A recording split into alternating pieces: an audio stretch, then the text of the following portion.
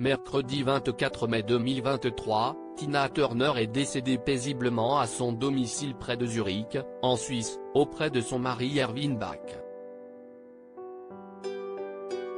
Si la chanteuse avait trouvé l'amour et la paix sur le tard avec le producteur de musique, elle avait été mariée une première fois avec le musicien Ike Turner. Mariage marqué par les violences conjugales. Depuis 2013, Tina Turner, décédée mercredi 24 mai 2023 à l'âge de 83 ans, était mariée avec Erwin Bach. Avec le producteur de musique, qui lui avait carrément sauvé la vie en lui donnant un rein, la chanteuse avait trouvé l'amour et la paix. Mais dans son premier mariage, c'était tout l'inverse.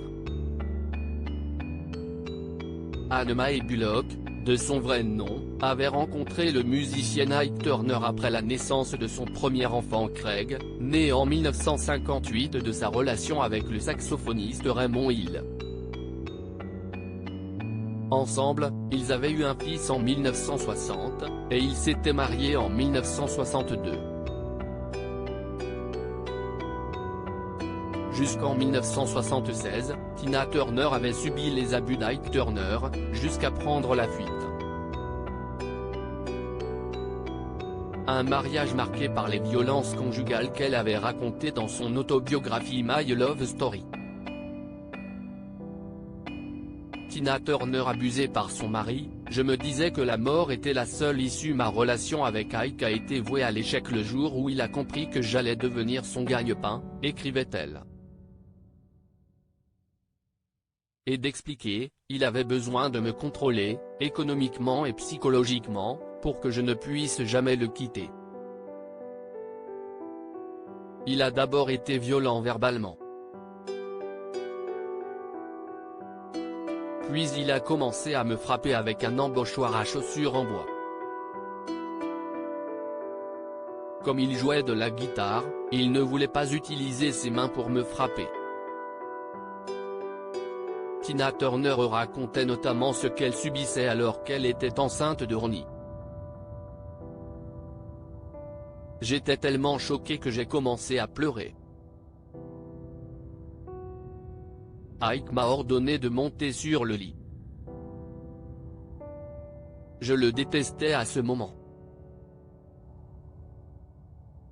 La dernière chose dont j'avais envie était de faire l'amour, si on peut appeler ça ainsi. Quand il a eu fini, je me suis couché là, la tête enflée, en pensant, tu es enceinte et tu n'as nulle part où aller. Alors, Tina Turner avait épousé Ike Turner. Notre vie à deux était la parodie d'une relation normale, définie par l'abus et la peur, sans amour ni affection, confiait-elle. Je me disais que la mort était la seule issue. J'ai même tenté de me suicider. J'ai avalé tous les cachets, 50 pilules. Quand je me suis réveillée, j'étais malheureuse.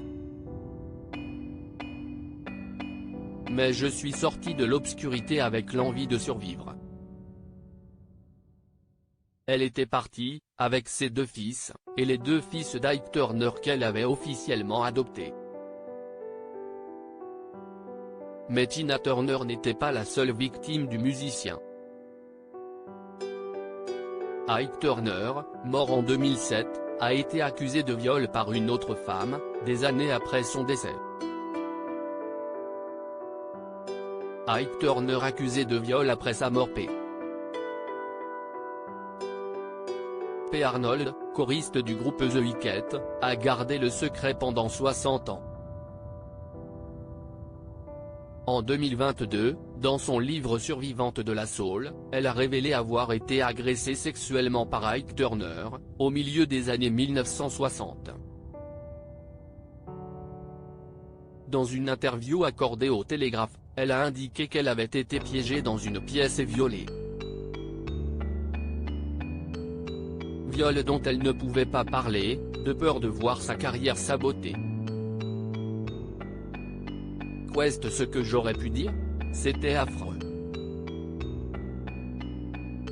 Je méprisais Ike, mais je ne savais pas comment m'exprimer. J'avais appris que Tina voulait se débarrasser de moi car Ike était trop proche de moi, Si je n'avais fait part à Tina, voire même à mes parents, cela aurait signifié que j'aurais dû rentrer chez moi. Un témoignage tragique.